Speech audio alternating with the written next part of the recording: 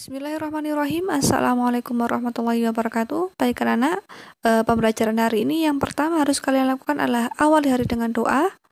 Kemudian yang kedua adalah absen di kelas bahasa Arab masing-masing. Yang ketiga adalah cek timeline kelas masing-masing untuk detail tugasnya. Nah, untuk mengerjakan tugas yang benar, simak video berikut ini untuk materi hari ini. Syukron, selamat mendengarkan. Pada kali ini kita akan belajar bersama tentang al-jumlah atau susunan kalimat dalam bahasa Arab.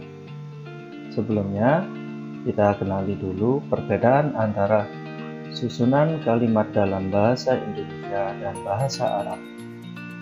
Dalam bahasa Indonesia, jika ingin membuat sebuah kalimat selalu diawali dengan subjek. Contoh di sini, saya minum kopi di kafe.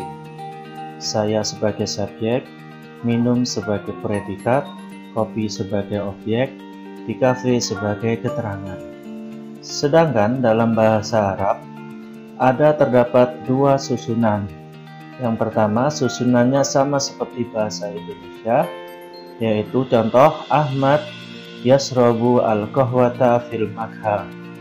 Kalau artinya, Ahmad minum kopi di kafe. Ahmad sebagai subjek, yasrobu sebagai predikat, al-qahwata sebagai objek, fil makha sebagai keterangan. Dan susunan yang kedua, yaitu predikatnya didahulukan, yaitu yasrobu Ahmadu al-qahwata fil makha. Yasrobu sebagai predikat, Ahmadu sebagai subjek, al-qahwata sebagai objek, fil makha sebagai keterangan. Kenapa kok bisa seperti itu? Untuk lebih jelasnya kita kenali al-jumlah atau susunan kalimat dalam bahasa Arab dibagi menjadi dua. Yang pertama al-jumlah al-ismiyah, yaitu jumlah yang dimulai dengan isim atau kata benda yang terdiri dari mubtada dan khobar.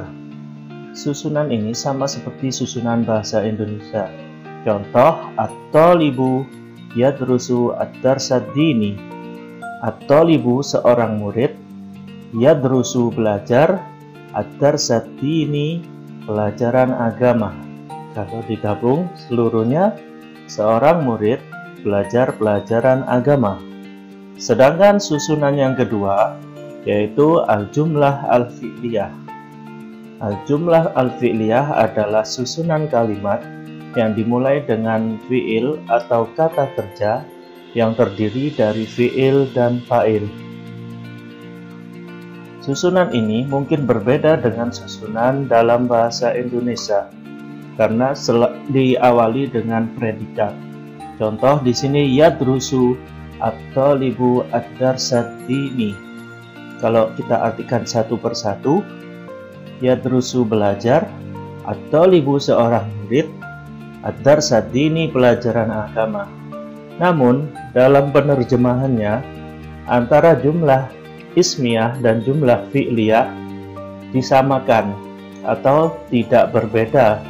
Jadi dalam bahasa Indonesia tetap artinya seorang murid belajar pelajaran agama. Untuk mengenali jumlah ismiyah dan jumlah fi'liyah, kita harus tahu juga untuk tanda-tandanya, karena jumlah ismiyah diawali dengan isim, sedangkan jumlah fi'liyah diawali dengan fi'il. Untuk tanda isim, dari segi penulisan yang pertama, yaitu berawalan al atau alif lam. Contohnya, al-mudarrisu, at-thalibu. Atau kalau tidak ada alif lamnya, mungkin berakhiran tanwin. Contoh, baitun, ustadun. Atau contoh lain, tidak ada alif lam, tidak ada tanwin, tapi berupa nama, entah nama orang, barang, hewan, atau nama sesuatu apapun. Contoh di sini, Ahmadu, Fatimatu. Kalau bukan alif lam, bukan tanwin, bukan juga nama, bisa juga berupa kata ganti, yaitu ana, yang artinya saya, anta, kamu laki-laki, huwa, dia laki-laki. dan masih banyak tanda lain yang tidak saya sebutkan di pelajaran kali ini karena saya anggap sudah cukup.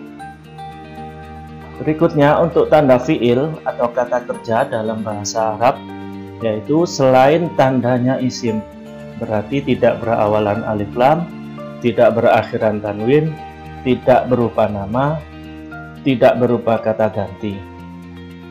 Pada fiil mudhari selalu berawalan dhamir sambung. Contoh, aqra'u diawali dengan hamzah yang berupa dhamir sambung yang bermakna ana.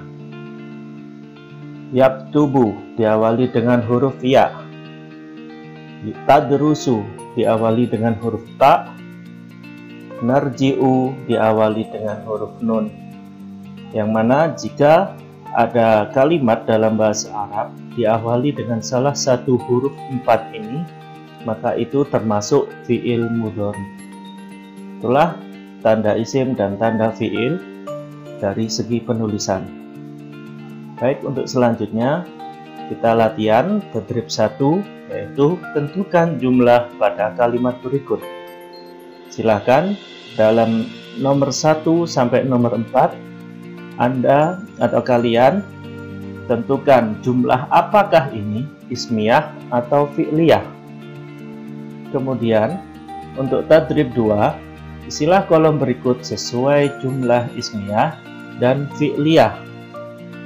Yaitu kalian tinggal mengisi kolom yang kosong dan mengganti dari bentuk ismiyah menjadi fi'liyah atau dari jumlah fi'liyah mengganti menjadi jumlah ismiyah sesuai yang sudah saya terangkan tadi.